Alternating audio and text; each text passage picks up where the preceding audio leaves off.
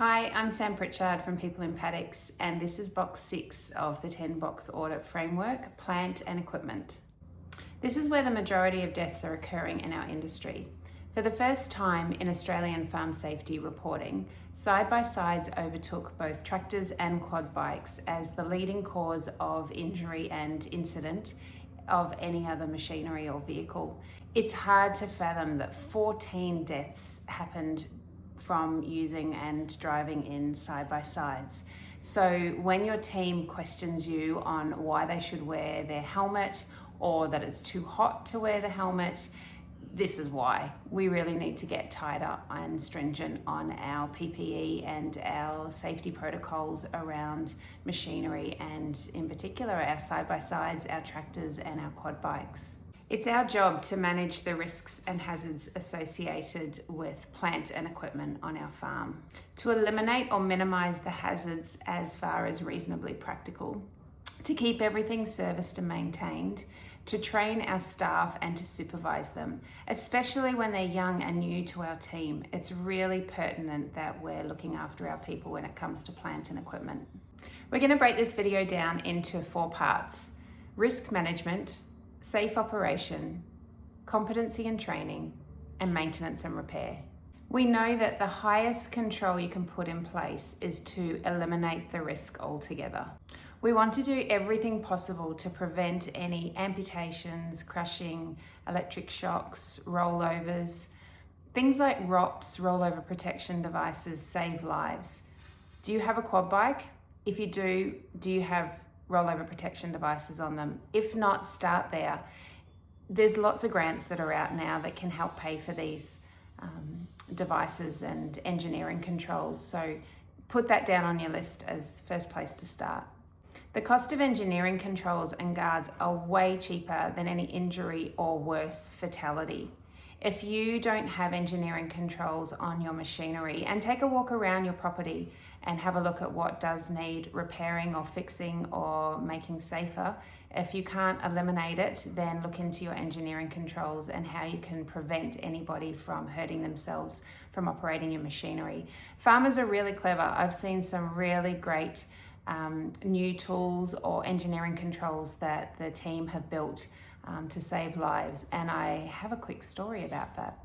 It was only recently a young worker lost the top knuckle of his finger in a forage harvester.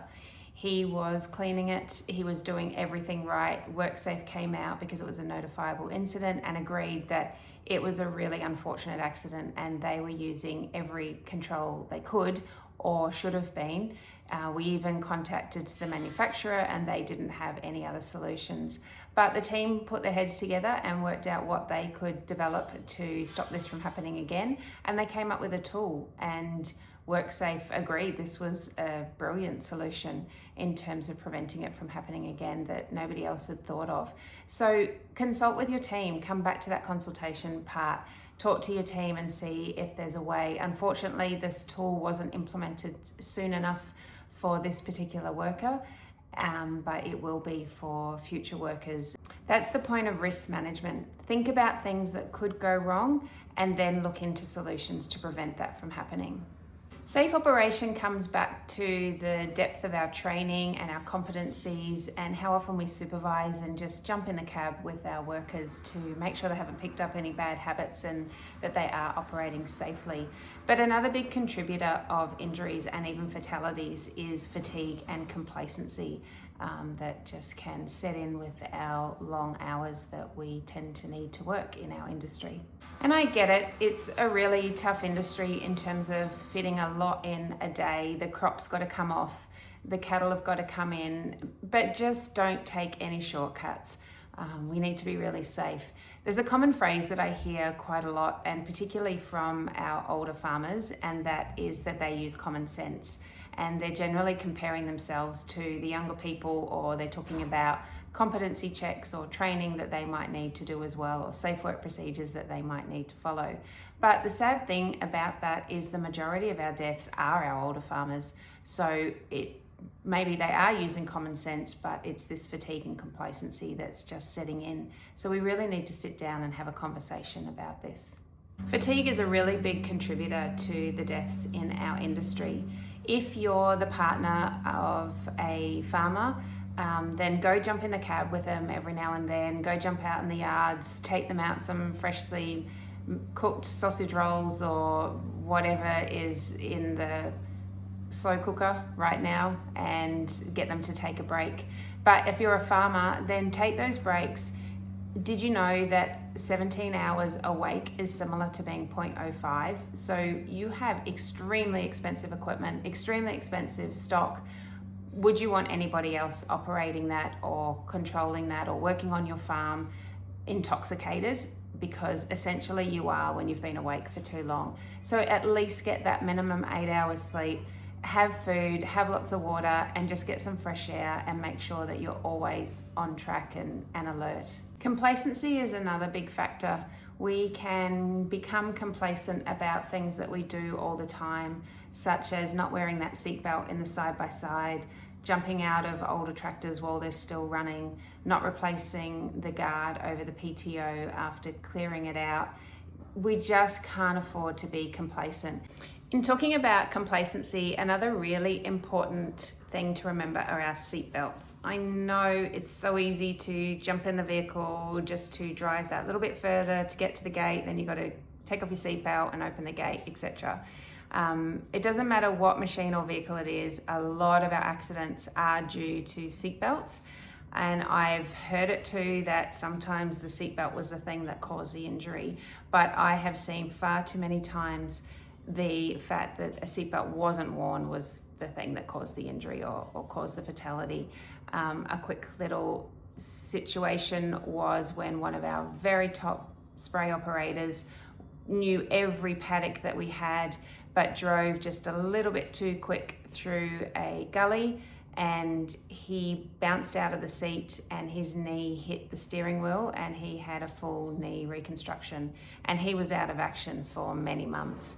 These things can happen to the best of operators, and clearly our side-by-side deaths are a really good indicator of why seatbelts are just so important and why the majority of our deaths were on side-by-sides recently. So put that seatbelt on, take that extra time, teach our younger ones to do it too. I also heard a story of a young farmer who said she jumped in to a side-by-side with her new boss and she put on a seatbelt just out of habit, but he didn't, so she took hers off. So we are the leaders in this space. We need to be showing how to be safe on our farms and to look after our people. So please wear your seatbelt. Mobile phones are another huge contributor to incidents. Even the best of managers have wrapped machinery around trees, and they're not necessarily scrolling through socials. They're replying to the agronomist, they're talking to the stock agent.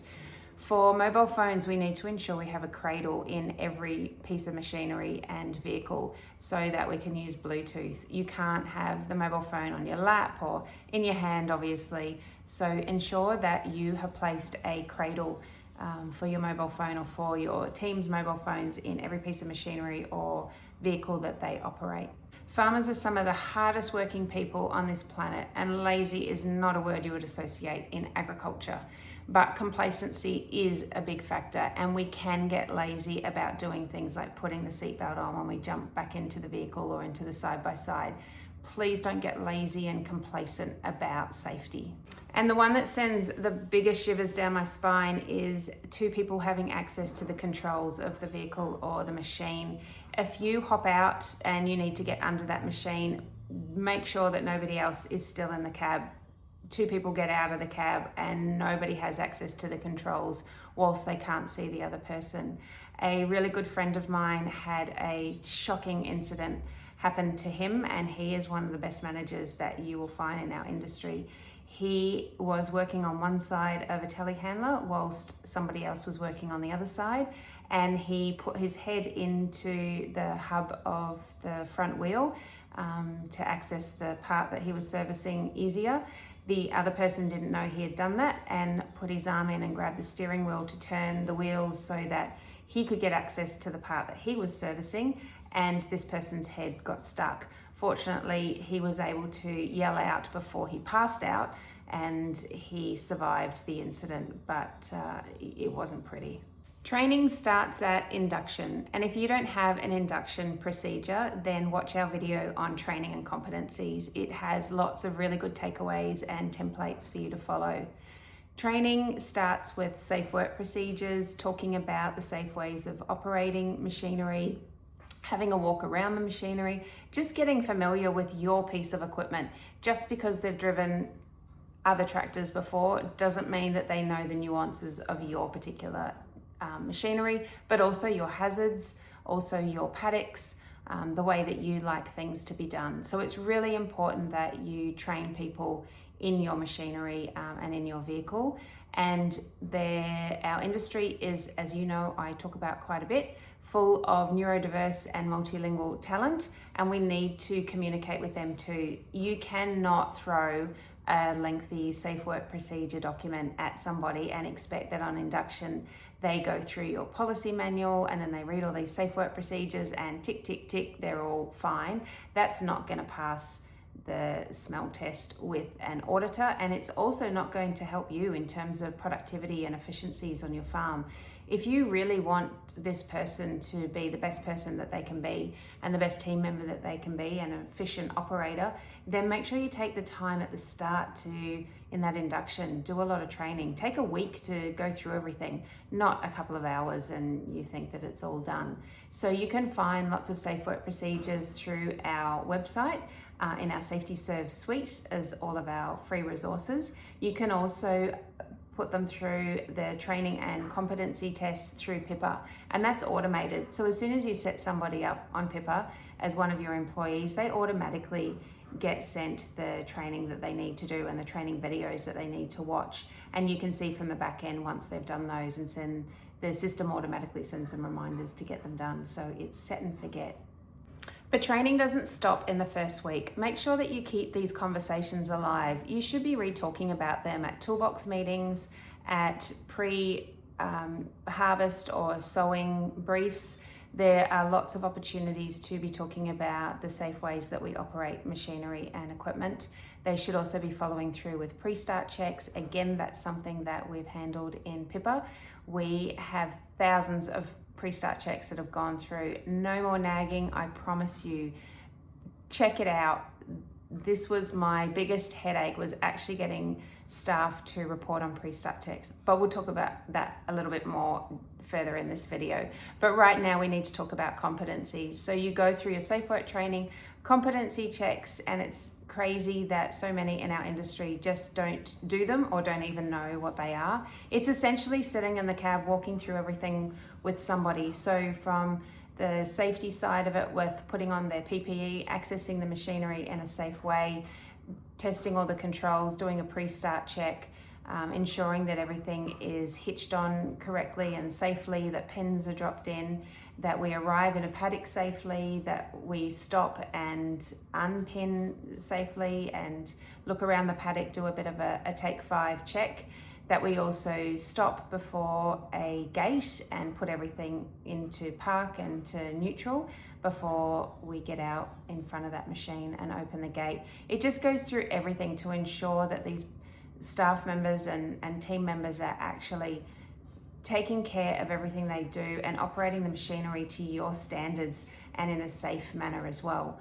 So make sure you do the competencies. Again, it's in the Pippa app. It's also through Safety Serve Suite, so you can check out those resources. And I've made that as dyslexic friendly as we can, so that it's really a check form and it takes you through every step that you need to cover off to ensure that your person has operated that machinery correctly. Competency checks, we go through them in more detail in box 4, so check that out if you haven't already. But I can't state highly enough how important competency checks are if you do end up with a notifiable incident. And sadly, I've been part of many over the years in corporate and family farms. And every single time the WorkSafe or Safe Work auditor wants to see that you can prove that you saw this person operating machinery correctly, and the only way to do that is for you both to sign off on it. So get those competency checks underway and check them out. If you ever have any questions, jump on our website, send me a message, or every Wednesday from 12:30 to 1:30, Safety Serve Suite, we jump online and have a virtual coffee. It's free. You can jump on, you can ask us any questions and get them solved, or you can send us a message at any time. But get on to competency checks. Now, not every farm is fortunate enough to have their own on-site mechanic, but regardless, whoever repairs your machinery, even if it is off-site, you need to have records for that, not only from a safety perspective, because if something does happen with machinery, the auditors are going to want to see a history of servicing and repairs to that machinery or vehicle, but it's also good for resale value that you can show everything that you've done to that machine to look after it. I have some templates that I'm happy to share with you. It's also something that's available through the Pippa app. So there's no excuses. There are lots of forms out there. There's lots of apps out there that can help you maintain your machinery and keep really good records. So make sure that you're doing that. And a thorough checking system always starts with pre-start checks. You need your team checking them. It could just be hydraulic oils, it could be fuel levels, it could be tires. We've seen a lot of crazy incidents that have happened and could have been eliminated if a pre-start check had have been done on that machinery first. This is one of those other complacency sectors where I wouldn't call it laziness, but again, it's that slackness of just not doing pre-start checks. And you can decide for each machinery how often that pre-start check needs to be done and how it gets recorded. In the years that I have been trying to get teams to do pre-start checks, not only do them, but record them, because that's the important part if there is an incident, is we need proof that a pre-start check was actually carried out. Again, Pippa has solved that. So no more nagging, no more pulling teeth, pre-start checks get done. I promise you, check it out and have a look. Plant and equipment is the box that's going to protect us all in our industry. It seems to be where the majority of incidents just keep occurring. We have the highest number of fatalities of any other industry, and the primary reason is due to machinery and vehicles. So please take that extra time to ensure that your very expensive equipment is well maintained, there are no risks associated with it, that your people are trained and that they're operating safely. For more information, you can jump on our website and have a look at some of the resources that we have there. You can also download the Pippa app for free to access the maintenance side and the pre-start side of Pippa. So again, there's no excuses. Please stay safe and have fun.